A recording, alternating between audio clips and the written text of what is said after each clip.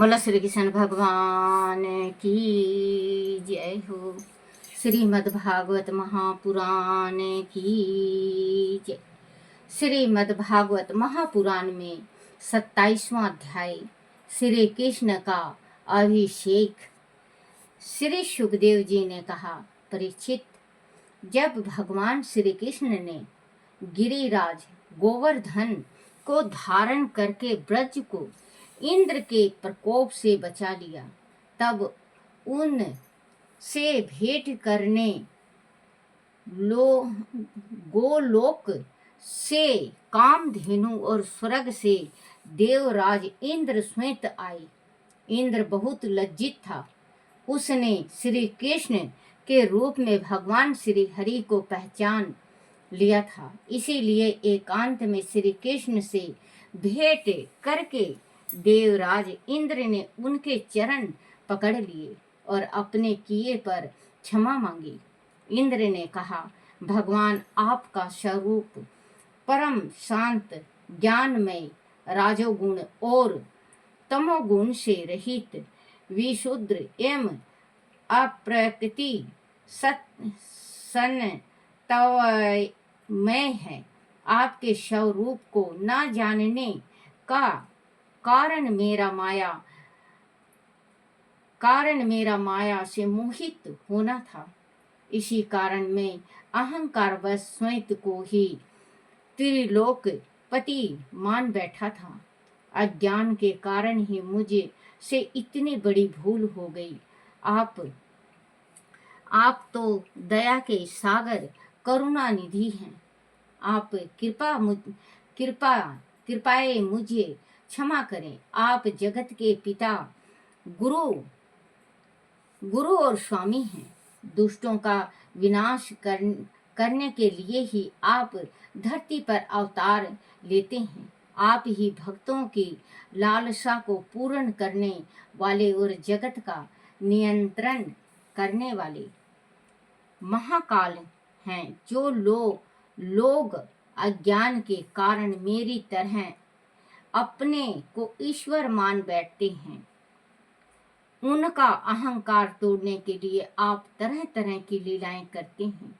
प्रभु मुझे क्षमा करें। बच्चों, जैसे आजकल इंसान में अहंकार बहुत ज़्यादा हो गया है, बहुत ही ज़्यादा उनमें अहंकार हो जाता है, जिसमें परमात्मा ने थोड़ा सा गुण दे दिया हो या थोड़ा सा ज्ञान दे दिया हो।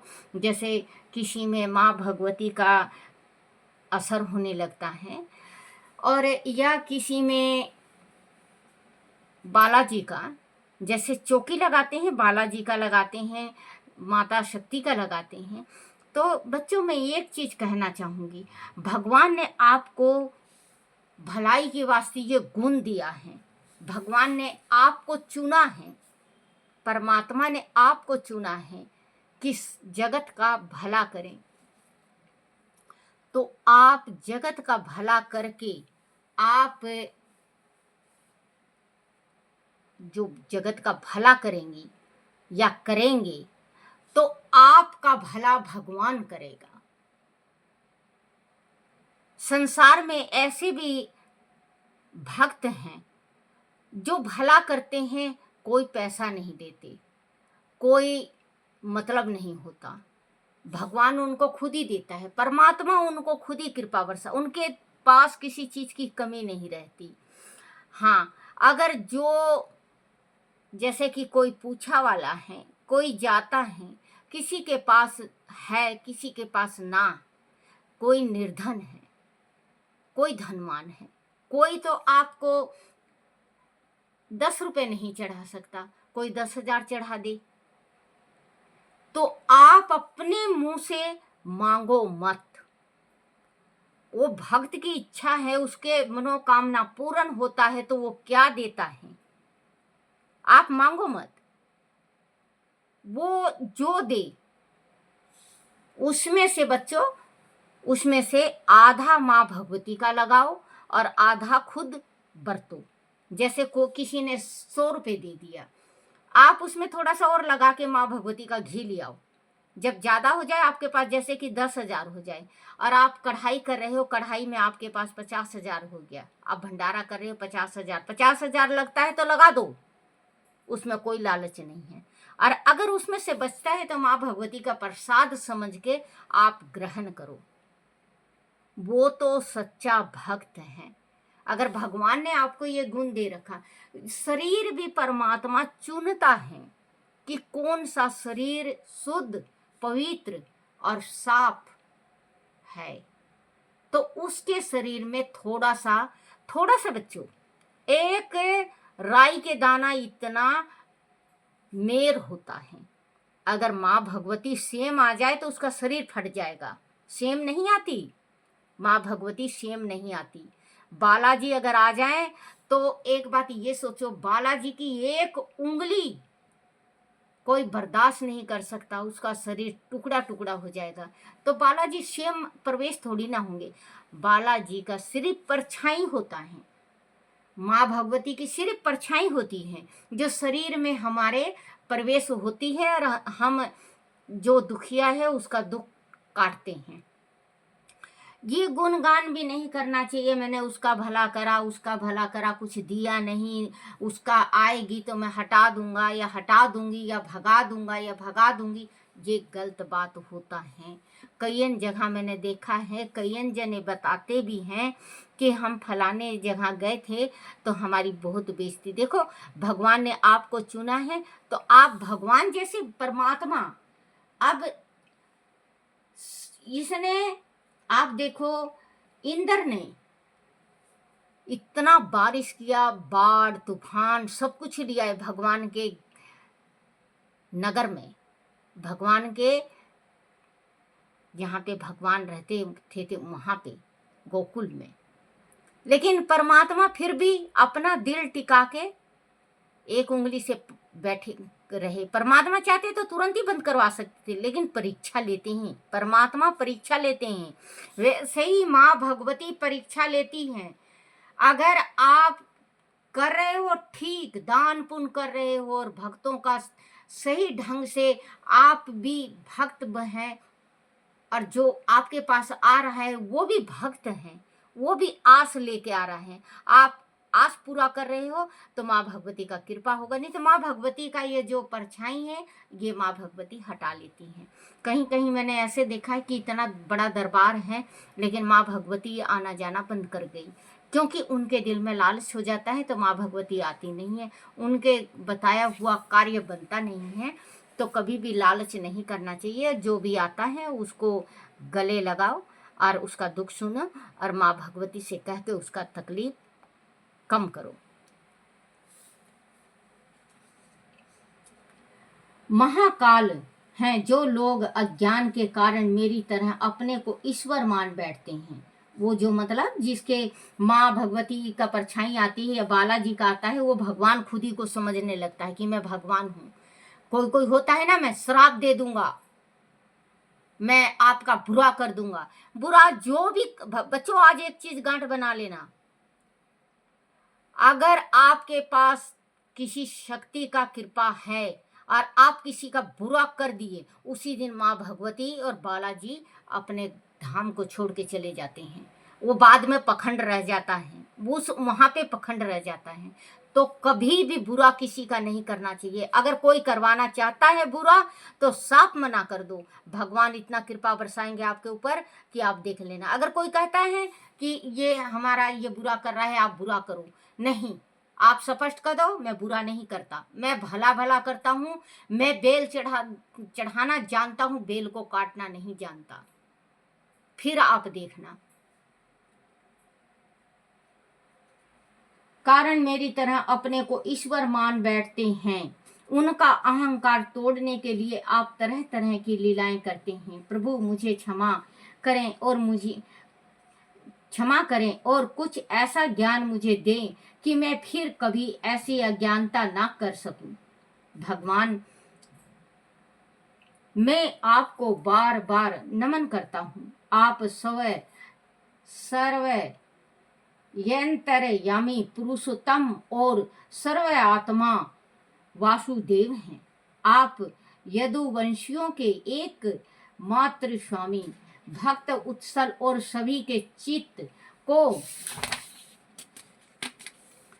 आकर्षित करने वाले हैं। अपने जीव के समान कर्मवश यह शरीर धारण नहीं किया है। आप तो समस्त कर्मों से परे हैं। अपनी स्वतंत्र इच्छा से भक्तों की रक्षा के लिए यह मानव शरीर धारण किया है। आपका यह शरीर भी विशुद्ध ज्ञान स्वरूप है। आप सब कुछ हैं, सबके कारण हैं और सबके आत्मा हैं। भगवान, मेरे अभिमान का कोई अंत नहीं है और मेरा क्रोध भी मेरे बस में नहीं है। फिर भी प्रभु, आपने मुझ पर बड़ी कृपा की है। आपने मेरे घमंड को उखाड़ फेंका है। आप मेरे स्वामी हैं, मेरे गुरु और आत्मा हैं। मैं आपकी शरण में हूँ और आपसे क्षमा मांगता हूँ। परीक्षित, देवराज इंद्र के द्वारा इस प्रकार स्तुति करने पर भगवान ने मुस्कुराकर कहा, इंद्र, तुम ऐश्वर्य और धन संपत्ति के मध्य में अंधे हो रहे थे, इसीलिए मैंने तुम्हारा यज्ञ भंग किया है। अब तुम मुझे हर पल स्मरण रख सकोगे। जाओ, तुम्हारा मंगल हो और मेरी आज्ञा का पालन करो। अब कभी घमंड ना करना और धर्म अनुसार अपनी मर्यादा का पालन करना। इंद्र भगवान के चरण स्पर्श करके वहां से अंतर्ध्यान हो गया। तभी वह गोलोक से आई कामधेनु आया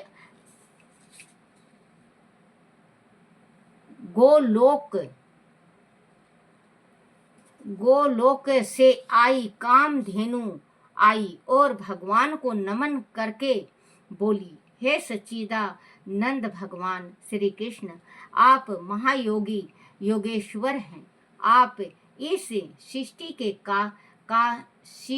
के कारण हैं। आपको अपने रक्षक के रूप में पाकर हम सनाथ हो गई हैं। आप हमारे आराध्य देव हैं। हमारे इंद्र तो आप ही हैं। हम गोए ब्राह्मण जी की प्रेरणा से आपको अपना इंद्र मानकर आपका अभिषेक करना चाहती हैं। कृपया हमारी इच्छा पूर्ण कीजिए। परीक्षित, कामधेनु की बात सुनकर श्री कृष्ण मुस्कुरा दिए और समस्त गौओं को अभय दान दे दिया। इसके बाद कामधेनु ने अपने दूध से और ऐरावत हाथी द्वारा लाए आकाश गंगा के जल से समस्त देव ऋषियों की उपस्थिति में उनका अभिषेक किया और उन्हें गोविंद नाम से संबोधित किया। उस समय मुख्य देवताओं ने उनकी स्तुति करके उन पर दीप पुष्प की वर्षा की। उनके अभिषेक के तत्काल बाद तीनों लोक में दूध, दही, मक्खन, औषधि, स्वच्छ जल, मधु, अन्न, मणिकर्ण आदि की जैसे सहज ही श्री वृद्धि हो गई।